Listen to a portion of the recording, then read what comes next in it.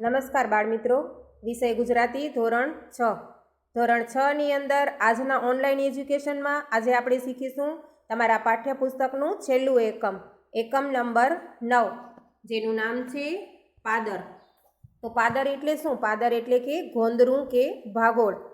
હવે પાદર એકમને સમજતા પહેલાં આપણે એના લેખકનો પરિચય મેળવીએ. આ એકમના લેખક છે ડૉક્ટર કિશોરસિંહ સોલંકી. તેમનો જન્મ 1/4/1949માં થયો હતો. કિશોરસિંહ સોલંકીનો જન્મ બનાસકાંઠા જિલ્લાના મઘરવાડા ગામમાં થયો હતો. ગુજરાતી સાહિત્યમાં કવિતા, નવલકથા, નિબંધ તેમજ ટૂંકી વાર્તા જેવા વિવિધ સાહિત્ય સ્વરૂપો તેમણે ખેડ્યા છે. વીરવાડા તથા અરવલ્લી તેમની નોંધપાત્ર નવલકથાઓ છે અને હાઈકા જેવું પ્રયોગશીલ કાવ્ય સ્વરૂપ તેમણે ખેડ્યું છે. પાદર નિબંધ આપણી વિસરાતી જતી ગ્રામચેતનાને ઉજાગર કરે છે. પાદર વિશેના પોતાના સંસ્મરણોને લેખકે કાવ્યમય બાનીમાં રજૂ કર્યા છે. તો ગામનું પાદર એ કેવું હોય એનું અહીં વર્ણન કરવામાં આવ્યું છે. અત્યારના સમયમાં બધાને શહેરમાં જવાની ખૂબ જ ઈચ્છા હોય છે, પરંતુ ગામડાની અંદરનું જે જીવન છે એ ખૂબ સરસ મજાનું હોય છે અને ગામ કેવું હશે એ પાદર પરથી જ આપણે ખ્યાલ આવી જાય છે. તમારા પાઠ્યપુસ્તકની અંદર એક ગામડાનું સરસ મજાનું ચિત્ર આપેલું છે, જેની અંદર કેટલાક બાળકો વડની વડવાઈ નીચે હિંચકા ખાઈ રહ્યા છે. પનિયારીઓ કૂવા પર પાણી ભરીને જઈ રહી છે અને વડની ઝાડ નીચે એક ઓટલો બનાવેલો છે, એમાં કેટલીક વ્યક્તિઓ બેઠેલી છે. તો કુદરતી દ્રશ્ય આ ખૂબ જ સરસ મજાનું લાગી રહ્યું છે. હવે આપણે એકમને સમજીએ. અમે પાદરમાં રમીએ. પાદર શબ્દ સાંભળતાની સાથે જ અમને આનંદ થાય છે. અમારા પગ નાચવા માંડે છે, જાણે પાદરની રેત અમને બોલાવતી હોય એવું લાગે છે. અમે પાદરની ગોંદરું એવા નામે ઓળખીએ છીએ. અમારે માટે ગોંદરું એ ચોકલેટ જેવું છે, એને મમડાવવાની મજા આવે છે. મારા ગામના ગોંદરે 2 વિશાળ વડ, જે દર વર્ષે પોતાની વડવાઈઓ વધારતા જાય. સામેના ભાગે ઊભેલી પીપરો અને પીપળા, બીજી બાજુ લીમડા. ગોંદરાની પાસે આવેલા કૂવામાંથી ગામ પાણી ભરે. મોટો હવાડો, 2 કોસ બળદની જોડી કોસથી હવાડો ભરે. વચ્ચેના ભાગમાં ઝીણી ઝીણી વેડું, એ અમારું પાદર. ગોંદરે તો આખા ગામના ટાબરિયાઓનો મેળો જામે. કોઈનું છોકરું ઘરવાસ કે શેરીમાં ન મળે તો ગોંદરે એની શોધ થાય.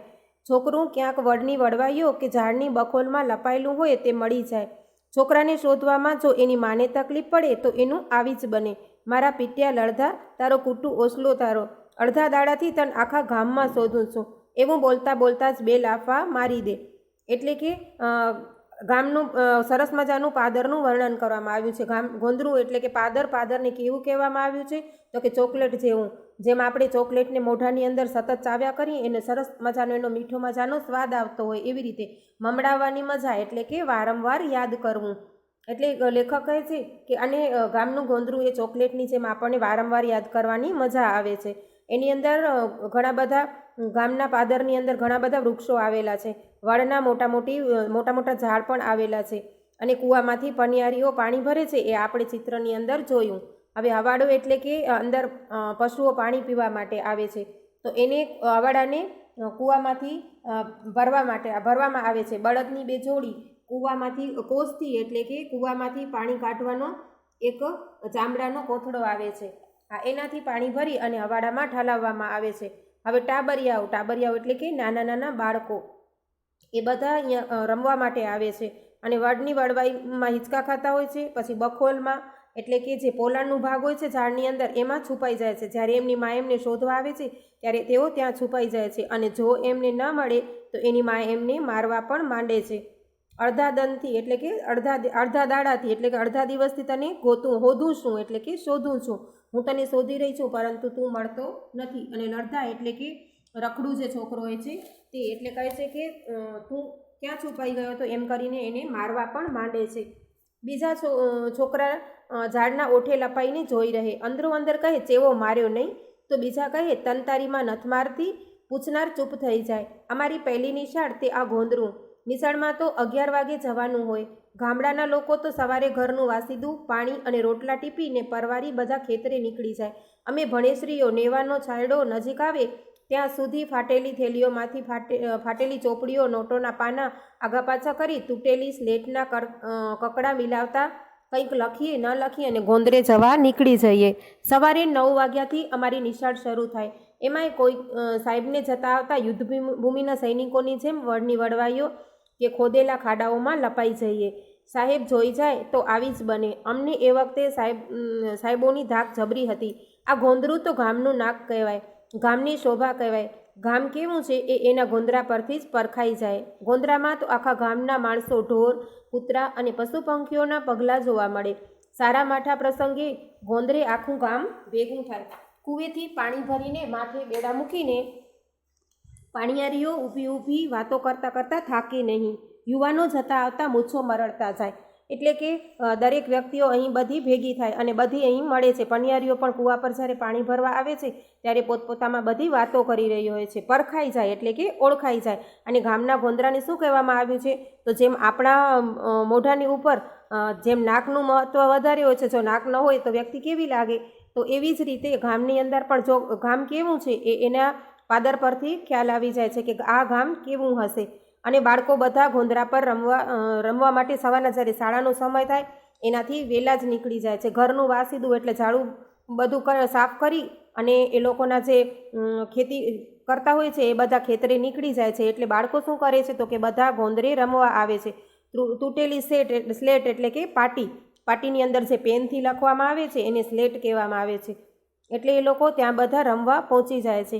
ગામનો મેળો પણ ગોંદરે ભરાય. બહાર ગામ કે ક્યાંય જવાનું હોય વાયા ગોંદરેથી. ગોંદરું તો ગામનો જીવતો જાગતો ચોપડો.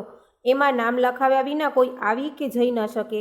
કોઈનું મરણ થયું હોય તો મરનારનો ત્રીજો વિસામો ગોંદરે થાય. ગોંદરે જ મરદાના પગ અંગૂઠાને આગ મુકાય, પછી જ આવે છેલ્લો વિસામો સ્મશાન. એટલે કે બધા મેળા ગામના પાદર પર ભરાતા હોય છે. વાયા એટલે કે દ્વારા. પરંતુ જો કોઈ વ્યક્તિને આવવું હોય કે જવું હોય તો ક્યાંથી? તો કે ગામના ગોંદરેથી જ થઈને એને જવું પડે.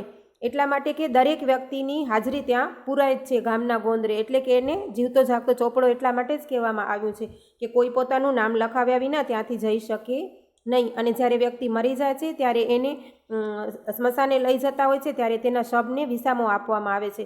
ત્યારે એને અગ્નિ સંસ્કાર પછી કરવામાં આવે છે, પરંતુ એને પહેલાં ગામના ગોંદરે વિસામો આપવામાં આવે છે. આનર્ત ગુજરાત, ઉત્તર ગુજરાત એટલે ભવાઈનો દેશ. ચોમાસાના 4 મહિના ભવાઈ બંધ હોય. અમારું ગામ મગરવાડા એટલે ભોજકોનું કેન્દ્ર ગણાય. આસો સુદ પાંચમની રાતે ગોંદરે ભવાઈના શ્રી ગણેશ કરાય. એ સિવાય ભવાઈ બીજે ક્યાંય ભજવી ના શકાય એવો વણલખ્યો કાયદો. ગોંદરે આવેલી પીપરના થડ પાસે પડદા બંધાય, નરઘા વાગે, ભૂંગોળ ફૂંકાય અને શરૂ થાય તા થઈ તુહુ તુહુ. અમે ટાબરિયા એકબીજાને ધક્કા મારતા, ચડીઓમાં રેત ભરતા અને મારામારી કરતા આગળ બેસવા માટે મથીએ. પછી ભવાઈ જોવાનો ટેસડો પડી જાય. આખું ગામ અને આજુબાજુના ગામના લોકો પણ ભવાઈ જોવા માટે ઉમટે. એટલે કહે છે કે અહીંયા કને ખૂબ મજા આવે છે. ગામના પાદરમાં એક ભવાઈ એટલે કે ગામડાની અંદર નાટક રજૂ કરવામાં આવે છે. તો એ નાટક જ્યારે રજૂ થતું હોય છે ત્યારે એની અંદર બાળકોને ત્યાં બેસવાની ખૂબ જ મજા આવે છે. એટલા માટે ટેસડો એટલે કે મજા પડી જાય. ગામનું ગોંદરામાં બેસી અને ભવાઈ જોવાની ખૂબ મજા આવે છે. એટલે કે દરેક વ્યક્તિ ત્યાં કને જોવા માટે આવે છે. અને મગરવાડા એટલે ભોજકોનું કેન્દ્ર. એટલે કે આ વ્યક્તિ આ એક જાતિ છે એની અંદર એ લોકોને કહે છે કે ત્યાં એ લોકો બધા ભવાઈ કરતા હોય છે તો ત્યાં ખૂબ મજા પડી જાય છે. શિયાળામાં હુતુતુ કે આટાપાટા રમીને કકડતી ઠંડી ઉડાડીએ. આંબલી પીપળી રમીએ, વડની વડવાઈઓના હિંચકા બનાવીએ, પડીએ, આખડીએ, ઊભા થઈએ, લંગડાઈએ, લડાઈએ, એકબીજાના કપડાં ફાડીએ, માથામાં રેત ભરીએ, રોતા રોતા ગાળાગાળી કરીએ, સામસામાં પથરા મારીએ, લોહી લુહાણ થઈએ તો થોડીવાર પછી બધું જ ભૂલીને ભેગા મળીને રમવા માંડીએ. બે ઘડીના ઝઘડા ફરી એના એ, ન ફરિયાદ કે ફાંદો, જીવો મારા ભઈ મસ્તીમાં આનંદમાં. જોયું ને મિત્રો, આ ગામડાનું જીવન કેટલું સરસ મજાનું છે કે એની અંદર એ લોકો ઝઘડે છે, મારપીટ કરે છે, તો પણ અત્યારની જેમ જે આપણા શહેરમાં થઈ રહ્યું છે એવી મારામારી તો નથી જ. કે થોડી વારમાં બધું એ લોકો ભૂલી જાય છે અને પછી ફરી પાછા સાથે રમવા માંડે છે. એટલે જે વેરભાવના હોય છે એ પણ ભૂલાઈ જાય છે. મજા તો આવે ઉનાળામાં. શાળાનો સમય સવારનો હોય, 11 વાગ્યા 9 વાગ્યા અને ઘર ભેગા થઈ જઈએ. ખાઈ પીને શું કરીએ? બપોરે ખેતરમાં ભાત લઈને નાછૂટકે બળબડતા બપોરમાં ગોંદરાની ગરમ લાય રેતમાં અડવાણા પગે દાઝતા જવાનું. અત્યારે તો ચંપલ, બૂટ કે સેન્ડલ સ્વપ્નમાં પણ જોતા નહોતા. ઉનાળામાં ખેતરે જવાનું ન હોય તો અમને આનંદ થાય. ઘરમાંય વાયરા વાતા હોય. એટલે કે અત્યારે આપણે ચંપલ વિનાના ઘરમાં પણ નથી ફરતા, પરંતુ ગામડાનું જીવન કેવું છે તો કે સરસ મજાનું એકદમ ખૂબ તડકો લાગતો હોય, ગરમ લાય એટલે કે રેતી, ગામના ગોંદરાની રેતી ખૂબ જ ગરમ હોય છે, તો પણ ભલેને પગ બળતા હોય પરંતુ ત્યાં જવાની તો કેવી રીતે, તો કે ચંપલ અને બૂટ વિના. ત્યાં અમે ચંપલ અને બૂટ વિના જઈએ છીએ તો પણ ખૂબ જ મજા પડી જાય છે. હવે પછી ઉનાળામાં ખેતરે જવાનું ન હોય તોય આનંદ થાય. શું કરવા કે ગરમ જે વાયરા વાતા હોય એની અંદર લૂ ફૂંકાતી હોય તોય અમે છાયણામાં ગોંદરે રમતા હોઈએ. કોઈ બપોર કે તડકો ન જુએ, રમવું ને રમવું, એ જ અમારો મુદ્રાલેખ. સાચા અર્થમાં ગોંદરું તો ગરમ ઝરતી બપોરનું જ. આખા ગામના ઢોર વગડેથી ગોંદરે આવી ગયા હોય, અવાડામાંથી પાણી પીને પીપળો, લીમડી કે વડના છાયણે બેઠા હાંફતા હોય. કેટલાક તો સામસામે શીંગડા ભરાવીને બાખડતા હોય. ગોવાળિયા ખાવા માટે ઘેર જાય અને બેઠેલી ભેંસોની પીઠ પલાળીને રાજાના ઠાઠથી ડોલતા હોઈએ. ભેંસની સવારી કરવી એ પણ એક લહાવો છે. જો કોઈ ભેંસ અળવિતરી હોય તો જમ દઈને ઊભી થઈને મારવા દોડે. કોઈ શીંગડા હલાવે, કોઈ પૂંછડું વીંજે તો વગડાના વનેર જેવા. બપોરે તો ગોંદરે જ ગોવાળિયા અને ગોકુળ ગામના આખું ગોંદરું માથે કરીને પરસેવે નાહીએ. ઉનાળાની અજવાળી રાત હોય, અમે આખો દિવસ ગરમીથી ઉકળ્યા હોઈએ. રાતે ખાધું ના ખાધું અને ગોંદરે પહોંચી જઈએ. ગોંદરે રમવા જવાની જબરી તાલાવેલી થાય. થોડો સમય મળ્યો નથી કે દોડતા પહોંચી જઈએ. ભલે પાછળ અમારા નામની બૂમાબૂમ થતી હોય. મોડી રાત રેત ઠરે અને અમે રેતમાં આળોટીએ. અમને રેત વહાલી લાગે. મોડી રાત સુધી ઘેર જવાની ઈચ્છા જ ન થાય. કોઈ હાથમાં સોટી લઈને અમને બોલાવવા આવે. મારવું અને માર ખાવો એ અમારો કુદરતી ક્રમ. ક્યારેક તો ઠંડી રેતીમાં ઘસઘસાટ ઊંઘી ગયા હોઈએ તો અમારું આવી જ બને. ચાંદનીમાં ચળકતી રેતને માળવાનો પણ એક આનંદ હોય છે. પૈરણ કાઢી હાથ પહોળા કરી ગોંદરાને માપતા આરામથી પડ્યા રહીએ. ગોંદરું તો અમારે એરકન્ડિશન. મારા માથામાં હજી પણ ગોંદરાની રેત ભરાયેલી છે. એટલે લેખક કહે છે કે ગામના ગોંદરે ખૂબ જ મજા આવે. વનવગડાના વનેર એટલે કે જાણે વનમાં ભટકતા જે વનેચર હોય છે એને કહેવામાં આવે છે. એટલે કહે છે કે જ્યારે અમે વનવગડાની અંદર અમે દિવસે તો રમવા જતા, સવારે તો જઈએ, પરંતુ રાતે પણ જ્યારે ખાઈ પીને પરવારી અને પછી ફરી પાછા ગામના ગોંદરે પહોંચી જાય. કારણ કે જે ત્યાંની રેતી હોય છે એ પછી સૂરજ આથમી જતાં એ રેતી ઠંડી પડી જાય છે. ત્યારે એ ઠંડીની અંદર ઠંડી રેતીમાં આળોટવાની ખૂબ જ મજા પડે છે. એટલે કહે છે કે અમે ત્યાં આળોટતા હોઈએ અને ઘણી વખત તો એવું પણ બની જાય છે કે ઊંઘ આવી જાય. અને ઊંઘ આવી જાય ત્યારે એ લોકોને કોઈ સોટી લઈને મારવા પણ ઘણી વખત આવતું હોય છે. જેવી રીતે ઢોરને મારવામાં આવે એવી રીતે લેખક કહે છે કે અમને પણ મારવામાં આવે છે. પરંતુ અમને જે તડકતી ચાંદનીનો અમે આનંદ માણીએ છીએ એ અમને ખૂબ જ મજા આવે છે.